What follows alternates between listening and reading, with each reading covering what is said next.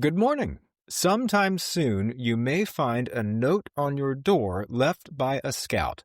That's because it's almost time for Scouting for Food. For Wednesday, October 29th, it's your Loudon Now Morning Minute.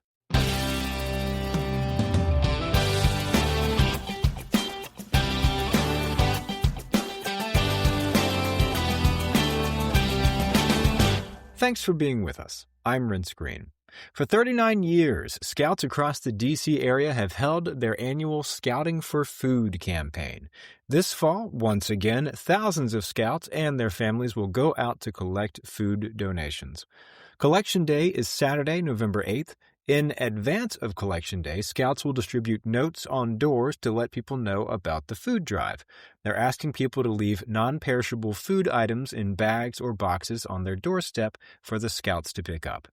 According to Mario A. Perez, CEO of the Scouting American National Capital Area Council, last year scouts in the D.C. region collected more than 468,000 pounds of food.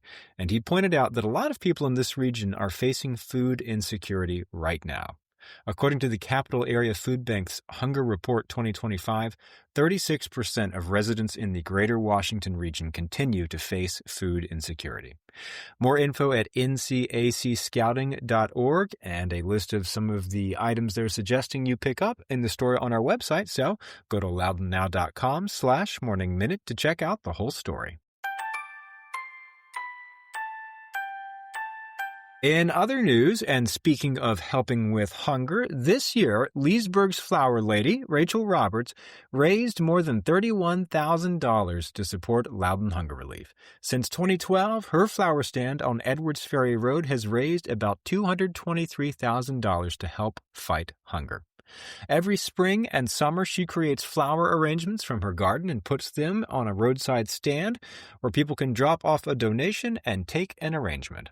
In 2016, Loudon Hunger Relief presented Roberts with its inaugural Shining Star Award, which was created to celebrate her particular brand of entrepreneurial philanthropy. The town of Leesburg's Parks Department is looking for input from the public on its master plan for the next 10 to 15 years. They've put up an online survey for people to offer their opinions on which projects they'd like to see funded, among other things. There's also an idea wall for residents to like, dislike, and comment on each other's posts. The website will be up through May of next year, and there's a link in the story on our website. And the county government is moving ahead with a plan to bring public water and wastewater service to the little villages of Paeonian Springs and Waterford. Paeonian Springs has no public water distribution system or sanitary sewer system. Homes rely on private wells and individual on-site sewage disposal systems for wastewater treatment, including, for some residents, outhouses. Meanwhile, Waterford does have a public sewer system, but residents rely on private wells for water. Those wells haven't always yielded as much water as they need. You may have heard our previous reporting about the falling levels of the water table around here.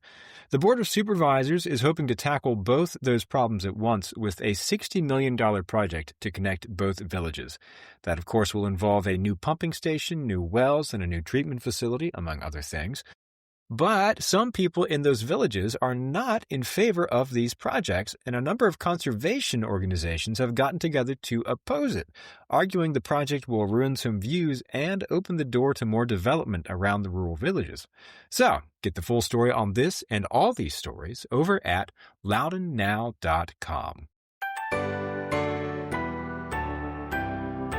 On today's Get Out Loudon calendar, it's Trivia Night at 8 Chains North Winery tonight, starting at 6:30 p.m., hosted by Poorhouse Trivia, and it's free to play. Check out the rest of the events calendar at getoutloudon.com. And if you like the Morning Minute, tell the Scouts about the podcast when they come by to pick up your food donation, and subscribe wherever you get your podcasts, and it'll be waiting for you there every morning. Okay, have a great day.